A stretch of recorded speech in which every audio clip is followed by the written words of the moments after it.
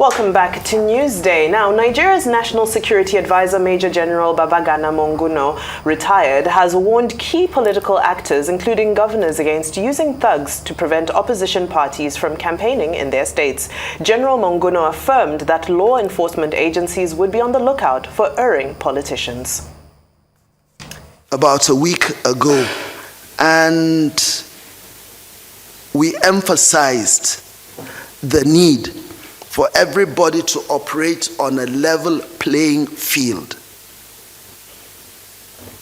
One thing I can assure you is the president has given clear directives. The people's will must prevail. What happened in Anambra, Osun, and Ekiti is what we want to happen all over the country. Let the people choose their leader, whoever they want. Any unpalatable activity, the use of thugs, and I know we have a lot of thugs, political thugs. Those elements who think they can deny other people the air to breathe, the political air to breathe and reach out to the local community should have another think. And I've said it before, and I'm saying it again. These political elements should call their thugs, their capo regimes to order. They should have a nice, quiet, fireside chat with them and advise them that when the law enforcement agencies come, there will be no hiding place. All right, Kayode Otitoju is a Horizon News analyst, and he joins us now to discuss allegations against state governors that they are undermining the electoral process, as well as explore what would be needed for Nigeria to conduct free and fair elections in 2023. Good day, sir, and welcome. Good day. Now, I'd like to highlight a part of retired General Monguno's statement, which is that he made reference that this is not anything new, that it's been going on since 1999, and possibly all the way back to the Second and First Republic. What is the foundational issue here? Well, every political party wants to win because whatever they do, the outcome justifies, so to say, the means. And in order to win, at times some unbecoming things are brought into bear, and this always throws challenges to the security agencies. And as the head of security, as this advisor to Mr. President on security, he oversees police, DSS, and what have you. So he had to, spell out, the repercussion and the consequences, awaiting any erring governor, either disallowing opposition to display their campaign materials or their billboard, or using thuggery, or what have you. So he had to spell it out. And in fact, the Inspector General of Police, Akali Baba, had really taken a lot of steps to see that, violence, thuggery, or circumventing Electoral Act, will be nipped and deported, either through training of the officers and the way they will be deployed, right from DIG. In fact, the DIG represented him at Ilorin last week. That's the Institute of Peace and whatever, domicile in the University of Ilorin. So we have the DIG. No, we have the Deputy IG, DIG, representing him. And again, we have the AIGs, representing the zones. That's a national, like you have a Southwest zone, Northwest zone, or whatever. Then we have the commissioners in charge of states, and the deputy commissioners in charge of constituencies. Federal constituencies, and you have the DPOs in charge of divisional areas. So all these people have been trained, and they have been told what to do.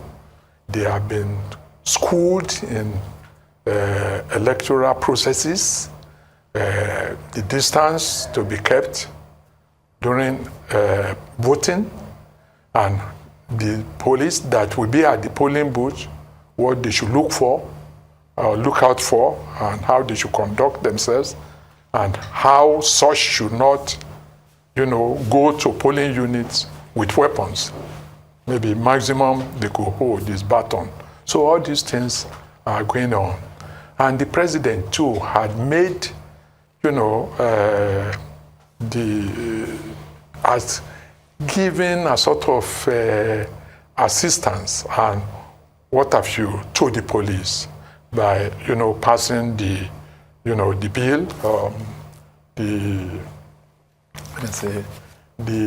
Nigerian Police Academy bill, which was signed to law, granting statutory recognition to the institution and positioning it for effective, to be effectively, positioned to, handle its futuristic and immediate destiny.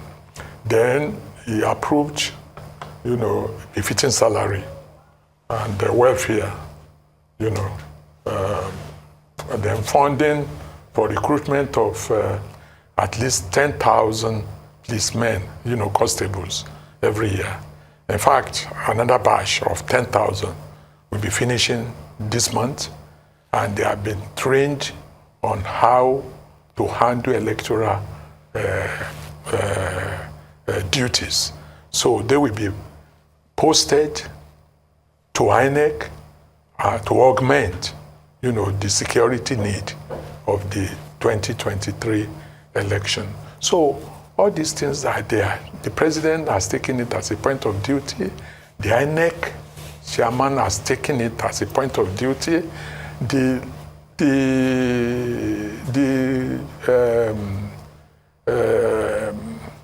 legislative arm, they have almost passed, the Electoral Offences Commission bill. Then I talk of the police, and so it's like all hands are on deck, and so everything is ready, and that is what gave the National Security Advisor, the confidence to say that the election will hold, and anything like thuggery will be crushed, and it's so certain that everything is ready. Very well said, Mr. Otitoju. Of course, it looks like all hands are truly on deck. But when he was giving that statement, he said, forthwith such acts as security agencies would soon go after them. I found that soon troubling. Are you content with the pace? Because even in the papers yesterday, I remember I pointed that out when I was speaking with Mr. Ifeni, how INEC was recommending that those who had, attacked the offices should basically be prosecuted. They were preferring that as a solution.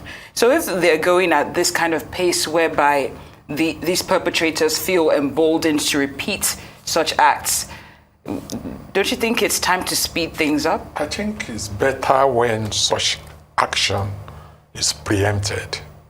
They say prevention is better than cure. And there have been incidents and where people committed arson on INEC